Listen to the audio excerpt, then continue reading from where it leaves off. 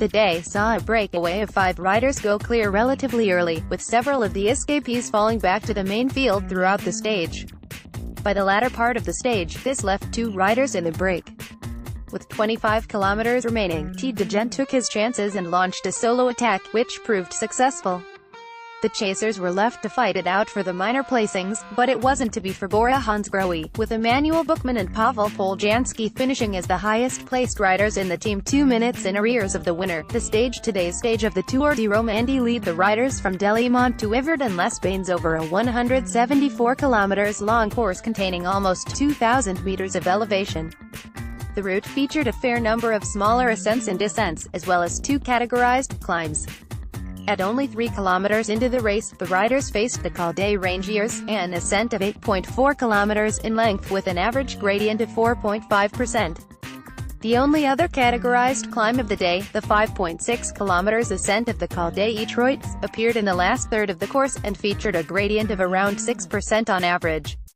After crossing under the finish gantry in Yverdon-les-Bains for the first time, the riders completed a 34 kilometers long local lap around the Finnish town, which featured relatively hilly terrain up until the final 10 kilometers, when the route flattened out as it headed towards the finish. The riders also needed to be particularly attentive today, with there being no less than 7 level crossings scattered throughout the stage, but luckily none to report of in the last 30 kilometers of racing. The team tactics, the lumpy terrain featured in the finishing lap, could be expected to provide a launch pad for a flurry of last-minute attacks. However, it was likely the race would culminate in a sprint from a reduced field. The team's plan was therefore to ready ourselves for the final sprint, for which Pascal Ackermann was our protected rider, and bring him in a good position leading up to the finishing stretch in order to achieve a good result on today's stage. Fortunately, the tempo was too high on the second climb of the day for Pascal to hang on, and he wasn't able to contest the sprint at the finish, even for the minor placings. The race just as on yesterday's stage and to Emanuel, a breakaway was able to establish itself relatively early in the race and build up a solid advantage relatively quickly. Due to a mechanical, one of the escapees lost contact with his breakaway companions and were reeled back in by the main field. For much of the day, the peloton did not put down the hammer in pursuit of the 4 leaders, leaving the quartet to build up a maximum advantage of more than 7 minutes throughout the day.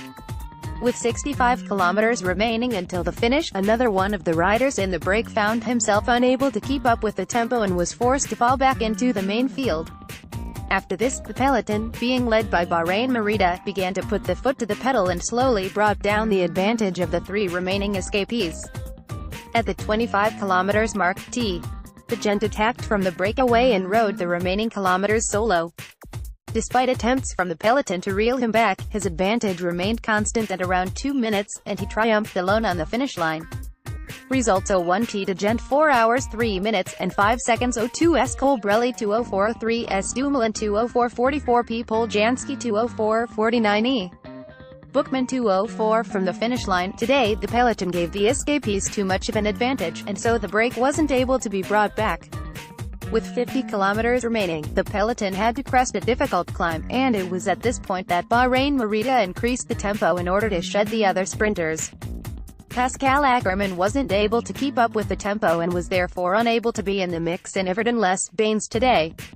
Looking ahead to tomorrow, Emanuel Buchmann is in good form and we are optimistic that he'll be able to put in a solid performance in the time trial. Stefan Radakala, sport director. Emanuel Buchmann shows fighting spirit on the Queen stage of the Tour de Romandie.